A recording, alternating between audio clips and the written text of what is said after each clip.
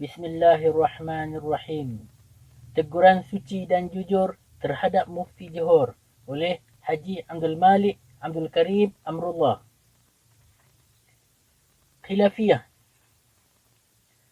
Jika kami hendak dikatakan salah, adalah kerana kami yang memula-mula membuka mata, yang mula-mula menerangkan isi kitab yang tersembunyi misalnya sejak 1000 tahun dahulu yang telah tertulis di dalam kitab-kitab, termasuk juga kitab-kitab dalam mazhab Syafi'i. Ada ulama yang menyatakan bahawa melafaz usalli pada permulaan takbiratul ihram tidaklah berasal dari Nabi, tidak daripada sahabat-sahabat, tidak daripada tabi'in, dan tidak daripada keempat-empat ulama ikutan kita, Imam Malik, Abu Hanifah, Muhammad bin Idris Asy-Syafi'i dan Ahmad bin Hanbal. Sedang yang terajar terlebih dahulu ialah memakai usalli. Maka pada tahun 1911 dibukalah hal itu oleh Syekh Abdul Karim Amrullah dengan bukunya Al-Fawaidul Aliyah. Dibukanya seperti biasa sahaja. Lalu ulama yang lain terkejut. Ada yang menentang sebab orang awam telah biasa memakai usalli. Kemudian ada yang marah kerana nas keterangan itu diambilnya pula daripada kitab Zadul Ma'ad karangan Ibnu Qayyim yang bermazhab Hambali. Dan ada pula yang lebih marah lalu memaki-maki dan mencarut-carut mengatakan Haji Abdul Karim Amrullah telah keluar dari mazhab. Bahkan ada yang gelap mata lalu menuduh Mu'tazilah dan Wahabi. Sebab tuduhan Wahabi adalah tuduhan berisi penghinaan. Pada tahun 1911, lantaran itu, Haji Abdul Karim pun marah. Orang membidas dia pun membidasnya. Orang kasar dia pun kasar. Maka pindahlah hal itu kepada orang awam yang tidak mengerti persoalan. Maka berbelahlah umat. Lama-kelamaan bertambah banyak juga yang salat tidak memakai usalli. Kerana bertambah banyak yang pandai membaca kitab-kitab Arab. Pada sekitar tahun 1930, terjadi pula di kalangan orang Arab Indonesia heboh besar perkara memakai gelaran As-Sayyid, kaum muda orang Arab, iaitu Al-Irsyad, menganjurkan memakai gelaran itu pula, yang bukan keturunan Ba'alawi. Maka tumbuhlah ribut, sampai ada pihak-pihak yang memohon perlindungan kepada penjajah Belanda, supaya dilarang yang selain Ba'alawi memakai gelaran itu. Tetapi orang Al-Irsyad berkeras kepala memakai juga gelaran itu. As-Sayyid Umar Hubais, As-Sayyid Abdullah Bajuri, As-Sayyid Muhammad bin Talib. Maka terjadilah pertumpahan darah di Bondowoso, Jawa Timur. Pemerintah Belanda insaf bahawa ihwal itu tidak boleh dicampurinya. Pada waktu itu ada juga terdengar fatwa bahawa barang siapa yang memakai gelaran Sayyid padahal dia bukan keturunan Sayyiduna Al-Husain, haramlah hukumnya. Barangkali ada juga yang berfatwa kafirlah hukumnya. Sebab ada hadis Nabi mengatakan bahawa Sayyidina Husain bin Ali bin Abi Talib radhiyallahu anhu adalah Sayyid Syabab Ahlul Jannah. Oleh kerana Sayyidina Al-Husain telah dijanjikan Rasulullah menjadi Sayyid di syurga, maka hanya anak cucunya sahaja yang berhak memakai gelaran Sayyid di dunia. Dan barang siapa yang tidak berfikir begitu adalah Wahabi. Pada tahun 1936, datanglah seorang alim lagi siasi dari Makkah yang bermazhab Asy-Syafi'i dan putera dari seorang ulama Syafi'i yang terkenal menjadi imam dan khatib di Masjidil Haram. Alim itu ialah As-Sayyid Abdul Hamid Al-Khatib bin Al-Marhum Al-Syekh Ahmad bin Abdul Latif Al-Khatib Al-Minangkabawi. Bukan Arab dan bukan zuriat Rasul. Gelaran Sayyid itu ditulis pada buku-buku yang dikarangnya dan pada kartu namanya. Padahal beliau dipandang kaum tua. Maka diamlah fatwa tadi. Termenunglah kaum yang berkeras mempertahankan gelaran hanya untuk golongan mereka dan tersenyumlah kaum muda Al-Irsyad. Betapa pula sekarang di negeri Mesir yang selalu diharapkan menjadi benteng terakhir kaum tua untuk meminta fatwa, penuduh kaum muda sesat, zindik dan muwahhid dan sebagainya, sebab di sana ada Al-Azhar. Sejak tahun 1952, dihapus gelaran Bashar atau Bek atau Nabil atau Amir, dan semua orang sejak daripada Presiden Jamal Abdul Nasir sampai kepada polis menjaga jalan dipanggil Sayyid. As-Sayyid Jamal Abdul Nasir, As-Sayyid Anwar Sadat, As-Sayyid Abdul Hakim Amar, walaupun sedikit keturunannya Hasan dan Husain. Semua orang di Mesir dipanggilkan Sayyid walaupun khadam hotel. Menjadi As-Sayyidul Khadam. Dan ini pun sudah sampai di Syria dan Iraq dan Lebanon. Orang Kristian di Lebanon dipanggil Sayyid. Adapun di Indonesia sendiri sudah tetuh pancaroba Sayyid di antara Ahli Rishad dan Rabitah Alawiyah. Maka datang gerakan Persatuan Arab Indonesia yang terdiri daripada pemuda-pemuda Arab, baik Ba'alawi ataupun bukan Ba'alawi. Mereka menganjurkan panggilan Al-Akhi saja, dan di dalam berbahasa Indonesia mereka memanggil satu dengan lainnya dengan panggilan saudara. Saya mempunyai saudara-saudara keturunan Ba'alawi yang menghilangkan sama sekali gelaran Sayyid di muka namanya. Seumpama saudara Abdul Rahman Shahab, saudara Husain Al-Habshi, saudara Hamad Al-Qadri, saudara Husain Al-Attas dan lain-lain. Maka orang tua yang dahulu berusaha keras mempertahankan gelaran itu dengan segala daya upaya, menuduh sesat, zindik, wahabi, mulhid. Orang tua itu sekarang masih hidup untuk menyaksikan dengan mata kepalanya sendiri kemenangan yang sekian kali dari gerakan kaum muda. Akhirnya semua orang hendak dikafirkan. Tinggal beliau saja yang Islam. Dinyatakan pula memakai dasi tidak haram. Lalu timbul bantahan yang keras dari kaum tua, dasi haram. Timbul pula pendapat kaum muda bahawa memakai serban tidaklah wajib, hanya kebiasaan sahaja. Maka oleh kerana telah terbiasa orang memakai serban, orang pun marah. Campur pula orang awam. Keadaan bertambah heboh. Lama kelamaan telah ramai orang memakai dasi walaupun kaum tua. Telah ramai yang tidak berserban walaupun kaum tua. Kejadian pula satu hal yang lucu dan jenaka di satu kerajaan Melayu di Sumatera Timur.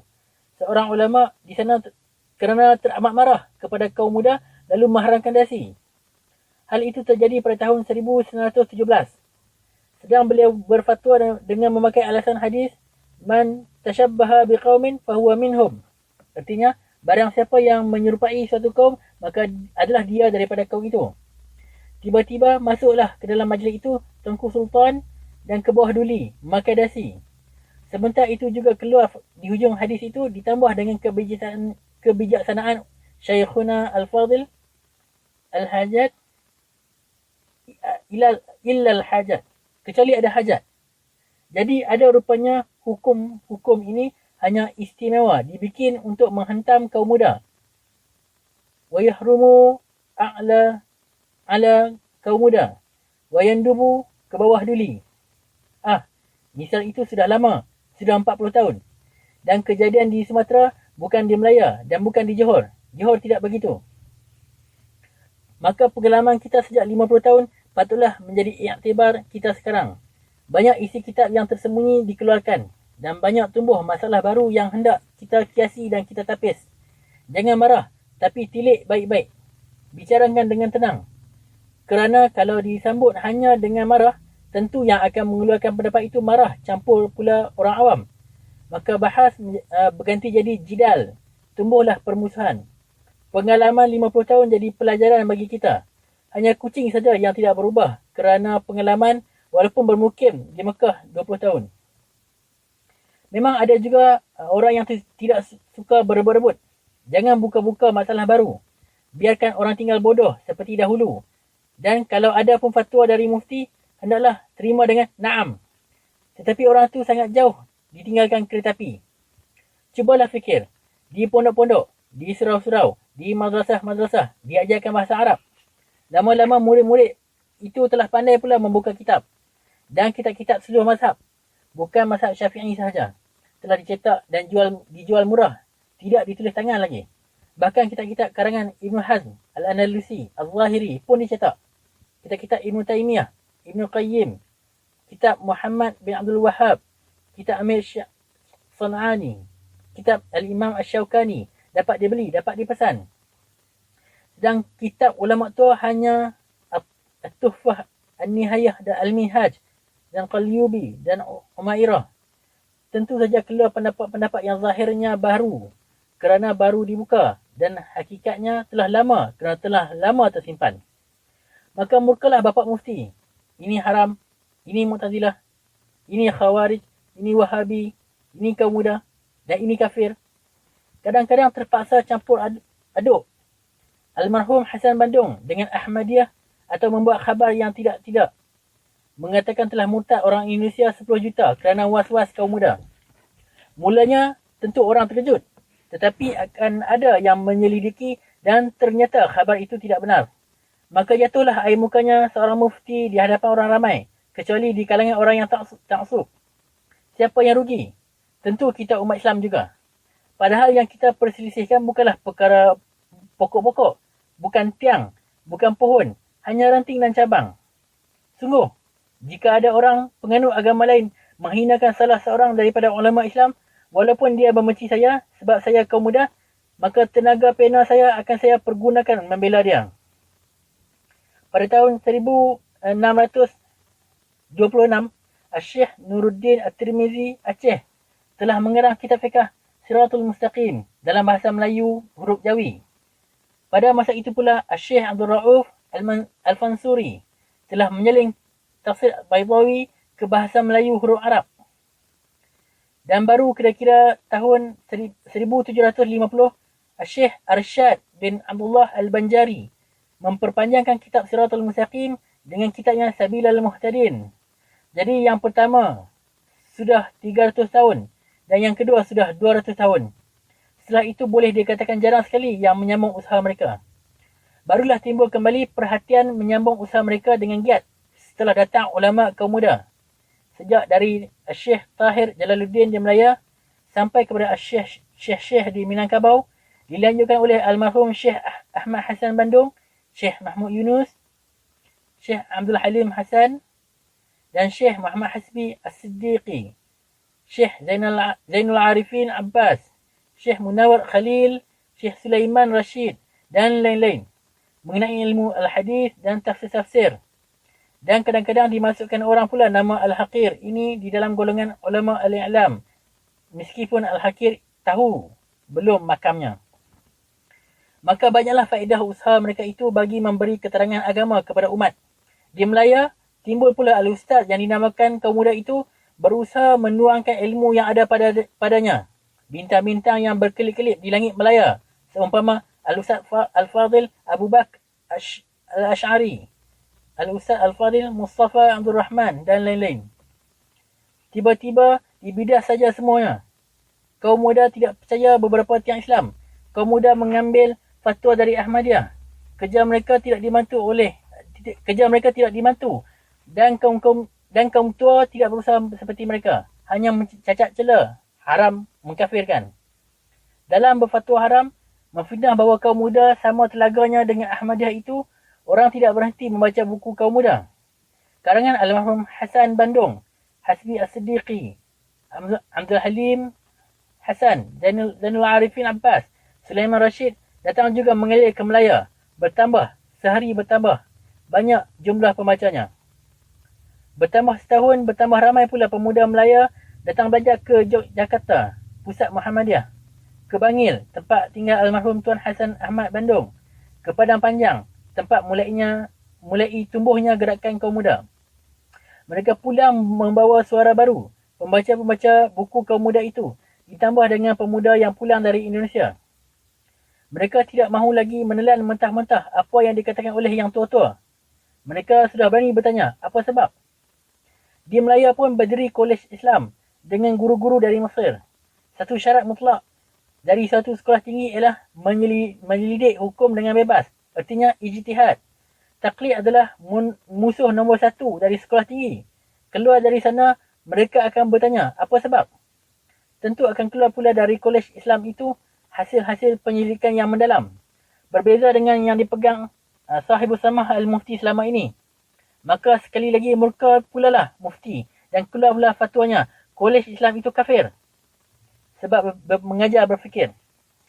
Saya melihat sebuah gambar di dalam akhbar Semenanjung, iaitu orang salat Hari Raya Aidil Adha dahulu di Kelantan. Menurut kitab-kitab fiqh dan hadis, Rasulullah solat hari raya di Tanah Lapang. Gerakan ini dimulai oleh Muhammadiyah dan telah jadi istiadat negara Indonesia. Nescaya sunnah Nabi ini dihidupkan oleh anak-anak Kelantan yang memang ramai belajar di sekolah Muhammadiyah di Jakarta. Tentu Mufti Johor sekali lagi akan marah sebab ini mengikut Muhammadiyah dan Muhammadiyah itu kaum muda dan kaum muda kafir.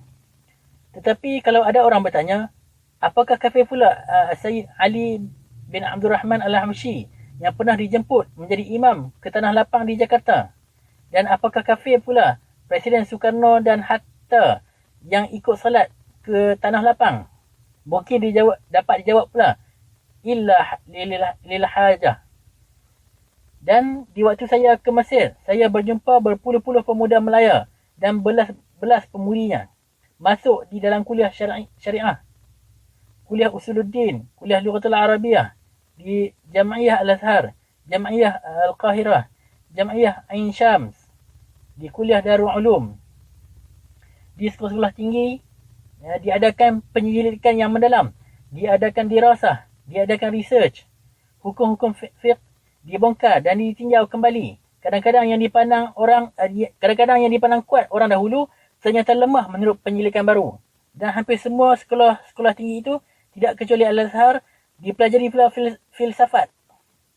Yang mendengar nama itu saja terlompat langsung dari mulut Sahibul Samah Al-Mufti, kafir. Beribu kita kaum muda Indonesia masuk ke Melaya. Setiap pekan, setiap kapal masuk. Beratus-ratus kitab berbahasa Arab. Hasil penyelidikan baru datang pula dari Mesir. Pemuda-pemudi Melaya beratus-ratus belajar di Mesir. Dan mereka pasti akan pulang membawa semangat baru. Sebab Mesir yang sekarang bukan Mesir yang dahulu lagi. Dan yang belajar di Indonesia pun akan pulang pula. Bahkan di Kelantan telah ada orang yang mengajak orang salat ke Tanah Lapang. Sekolah-sekolah agama di Pulau Pinang, di Gunung Semanggol, di Kepala Batas, di Perlis, di Kelantan, di Terengganu dan di mana-mana. Semuanya adalah bibit-bibit kaum muda. Kolej Islam berdiri, guru-guru dari Mesir, guru-guru bersemangat baru dari Al-Azhar. Semuanya akan membuka masalah baru yang lebih dahsyat dari urusan daging babi. Tiada najis kalau disentuh. Mufti telah berfatwa, hendaklah kitab-kitab kaum muda dibakar. Tidak ada yang mahu membakar. Mungkin satu waktu datang fatwa pula, dilarang anak belajar ke Mesir dan ke Indonesia. Tutup kolej Islam. Suruh pulang guru-guru dari Mesir itu. Sebab semuanya membuka mata orang Melayu dan mengajarnya pintar. Mengajarnya bertanya. Apa sebab? Mufti lebih senang kalau umat Melayu seperti dahulu saja. Membaca kitab Perukunan atau kitab Abu Mashar Al-Falaki. Lebih baiklah umat Melayu tinggal bodoh supaya dia tetap Islam, iaitu Islam menurut patuh akan fatwa Sahibul Samah Al-Mufti. Sayang sekali, di seluruh Melaya telah menjalar kaum muda itu. Dengan segala daya upaya Mufti mempertahankan kedaulatannya sampai kaum muda disamakan dengan Ahmadiyah. Namun kaum muda bertambah ramai juga. Hanya satu hal saja yang Sahibul Samah Al-Mufti tidak mahu mengaku, iaitu sekarang sudah ramai orang yang alim. Bahkan sudah ada yang menyamai beliau atau melebihinya. Maka fatwa-fatwanya terutama mengkafir-kafirkan orang hanya dapat diterima oleh orang yang di bawah beliau sahaja. Habislah pertahanan Mufti. Hanya tinggal satu, kafir.